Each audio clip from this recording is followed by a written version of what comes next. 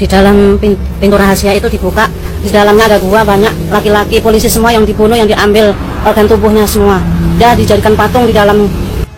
Geger beredar soal pernyataan seorang wanita yang diduga mantan asisten rumah tangga dari Ferdy Sambo dan Putri Chandrawati. Wanita yang diduga bernama Susi itu ramai berkor-kor di media sosial dan membongkar seluruh rahasia Ferdy Sambo. Dianggap licik dan jahat, Susi mengaku jika banyak rahasia yang Sambo dan Putri sembunyikan. Publik kembali dibuat gempar setelah muncul beberapa video pernyataan dari banyak wanita yang tak lain sebagai mantan ART dari Ferdy Sambo. Foto mantan ART ini juga ada dalam kebersamaan Ferdy Sambo dan Putri, bahkan seluruh ajudan Sambo yang lain termasuk almarhum Brigadir Joshua. Namun wanita ini justru dengan sengaja dan belak-belakan membongkar seluruh kejahatan Sambo dan keluarganya yang selama ini dianggap licik. Tak hanya itu, wanita ini juga membongkar beberapa rahasia Sambo dan keluarganya yang disinyalir semua terlibat dalam pembunuhan berencana Brigadir Joshua. Waktu Joshua mau ditembak, Joshua diikat badannya sama Sambo.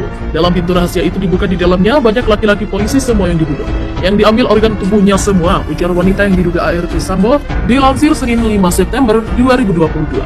Tolong dibuka pintu rahasia di belakang rumah. Untuk penyiksaan Joshua, kuncinya ada di lemari setelah tempat Joshua disiksa ibunya. Tak hanya itu, wanita ini pun mengaku jika anak-anak Ferdy Sambo ikut terlibat dalam pembunuhan berencana Brigadir J.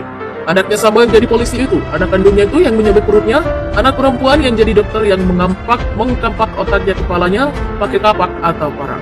Tukasnya, tak tanggung-tanggung wanita yang diduga mantan ART Sambo dan Putri Chandrawati itu membongkar seluruh rahasia dan hal yang selama ini belum diketahui oleh publik. Menurutnya, jika Ferdy Sambo sempat menyiksa Brigadir Joshua sebelum akhirnya ditembak mati. Itu di kakinya Sambo ada wajahnya Joshua. Waktunya dia teriak-teriak minta ampun, nangis, ampun sakit, ampun sakit. Waktu dia disiksa sama Sambo, tuturnya. Sambo itu pakai pengasihan untuk mempengaruhi supaya semua nurut sama Sambo, tuturnya. Irjen Ferdy Sambo membuat beberapa pengakuan terkait kasus kematian Nofriansah Yosua Huta Barat atau Brigadir J di rumah dinasnya. Pengakuannya ia buat usai ditetapkan sebagai tersangka oleh kepolisian.